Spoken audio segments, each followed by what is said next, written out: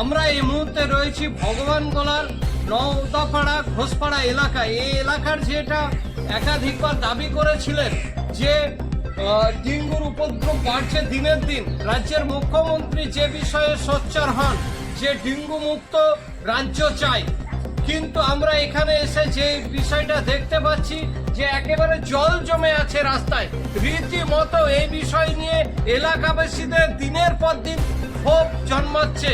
এটা বিষয়টা হচ্ছে যে এই জল জমার ফলে এলাকায় যে ডেঙ্গুর উপদ্রব দিনের দিন বাড়ছে সে বিষয়ে কোনো সন্দেহর অবকাশ রাখে না। আমরা এলাকাবাসীর প্রতিক্রিয়া শোনার চেষ্টা করব এই বিষয়ে তিনারা কি প্রতিক্রিয়া দিচ্ছেন। বলেছি যে এরকম জল জমে থাকছে, বাচ্চারা খেলাধুলা করতে পারছে না, অনেক মশা মাছি, গন্ধ প্রচন্ড গন্ধ করছে, মানে ঘর থেকেও এই জলের গন্ধ পাওয়া যাচ্ছে। তো ওকে বলেছি, তো বলেছে এক রাস্তার কতবার করবো, ড্রেন করেছি, কিছু করার নেই, এরকমই থাকবে, কিছু করতে পারবো না এই রাস্তা, তাই বলেছে। ওনার বাড়ি এখানে এখানে মানে এই পাড়াটা নয়, ওই পাড়া, মানে ওর সামনে তো এরকম জল জমে থাকছে না, ওর সামনেটা তো বাড়ির সামনে ভালো, আর আমাদের এই বাড়ির সামনে গুলো এরকম। তো ওকে বলা হয়েছে, তো বলছে এই রাস্তাটা আমরা কিছু করতে পারি। আমরা বলছি তাহলে ড্রেন যখন করলেন তার ড্রেনের ব্যবস্থা না করে আপনারা তাহলে কেন ড্রেন করলেন? তাহলে আগে আপনি পানি যাওয়ার ব্যবস্থাটা করতেন, তারপর ড্রেনটা খুঁড়তে আসতেন। আজ 1.5 বছর থেকে এই অবস্থা। জল নিষ্কাশনের জন্য, হ্যাঁ, কিন্তু জল নিষ্কাশনের জন্য করলে আগে জলটা বেরোনোর তো ব্যবস্থা করতে হবে। খামোখা ড্রেনটা খুঁড়ে রেখে দিলে তো হবে না। ওরা ড্রেনটা রেখে দিয়েছে, কিন্তু জল যারা যাবে সে জলের ব্যবস্থাটা করেনি। দুটো ট্যাঙ্কি রেখে দিয়েছে, ট্যাঙ্কিতে এমনি বাড়ির জলে তো লোড হয়ে যাবে, থাকবে বা বৃষ্টির জলে তো 1 হাঁটু করে জল থাকে জমে। এই সমস্যা এই 1.5 বছর 2 বছর হয়েই গেল জলের এরকম রাস্তাতে ড্রেন ভর্তি হয়ে গেছে, জল উপরে উঠে থাকছে। আমাদের দুয়ারের সামনে অসুবিধা হচ্ছে, জলে মশা মাছি বাড়িতে। বলে জল রাস্তার ব্যবস্থা বলেও তো কোনো ব্যবস্থা হয় না প্রধান মেম্বারকে। এই যে জল জমে থাকার ফলে এটা তো মশাবাহিত রোগ হবে, হ্যাঁ, ডেঙ্গু হবে, ম্যালেরিয়া হবে। হচ্ছে তো মশা মাছি দুয়ারে, বাড়িতে রাত্রে ঘুমাতে পারি না, মশা বড় বড় মশা আমাদেরই বাড়িতে বেশি দুয়ারের সামনে। আমরা প্রায় তো জলটা জমে আছে, প্রায় বছর খানিক হয়ে গেল জলটা জমে আছে। 1 বছর থেকে জল জমে আছে। 1 বছর থেকে জলটা জমে আছে, মানে অনেকজনকে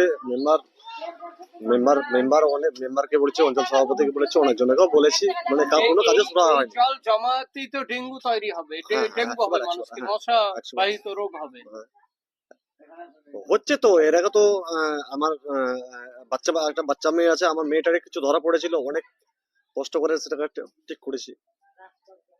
অনেক অনেক অনেক সময় অনেক কিছু হয়ে যায়, এখন বলে বলে কোনো মানে মানে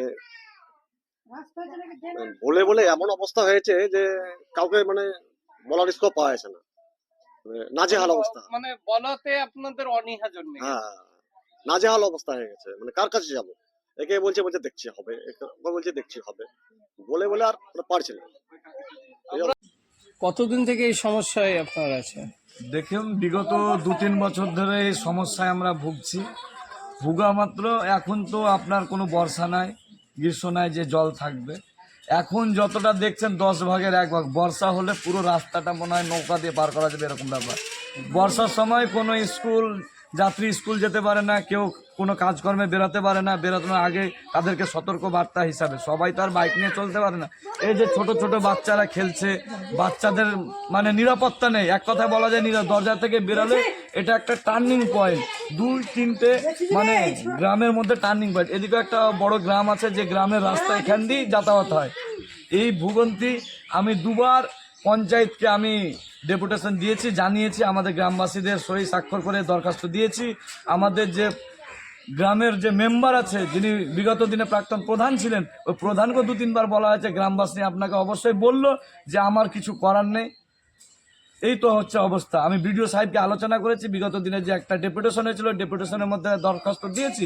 বিডিও সাহেব সেটা দেখেছে কি দেখেনি এখন পর্যন্ত আমাদের কাছে অজানা, কিন্তু বিডিও সাহেবের সঙ্গে আমার এমনি মৌখিক কথা হয়েছে, উনি বলেছেন দেখবো, দেখছি। বিগত দিনে প্রধানের সঙ্গে কথা হয়েছে, দেখবো, দেখছি। এইভাবে চলছে ছলনা। কিন্তু আমরা এই ছলনার পরিণতিতে যদি মানুষের একটা বড় ধরনের ক্ষতি হয়ে যায়, ক্ষতির জন্য দায়ী কার কাছে হবে?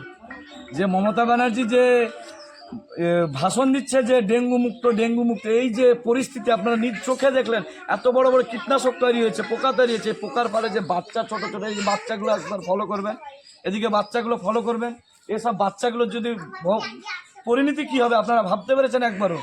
আমি চাইবো আপনাদের নিউজ চ্যানেলের মাধ্যমে আমাদের এই সুরহা চাই আমাদের গ্রামবাসীদের। এটা একটা শান্তিপূর্ণ গ্রাম, যেখানে আমরা একটা কথাই শুনেছি যে হিন্দু মুসলমানরা এক বিনতে দুইটি কিসম, হিন্দু মুসলমান, সেই হিন্দু মুসলিমের এই গ্রাম। এখানে এক প্রান্তে হিন্দু, এক পাশে মুসলিম বসবাস করে, শান্তিপূর্ণ এলাকা। এই এলাকায় এখন পর্যন্ত অশান্তি কোনো হয়নি, আমরা ভালোভাবে আছি। কিন্তু এই যে আমাদের সুরহা কাজ এখন পর্যন্ত পাচ্ছি না, এর জন্য আমাদের দাবি অতি শীঘ্রই যেন আমাদের এই রাস্তাটা কিভাবে জল নিয়ন্ত্রণ করবে সেই নিয়ন্ত্রণের ব্যবস্থা আমাদের চাই। ধন্যবাদ। আমরা শুনে নিলাম এলাকাবাসীর যে প্রতিক্রিয়া, তাতে রীতিমতো ক্ষোভ প্রকাশ করেছেন তারা, যে একাধিকবার বিভিন্ন জনপ্রতিনিধির দ্বারস্থ হয়েও কোনো সুরাহা হচ্ছে না।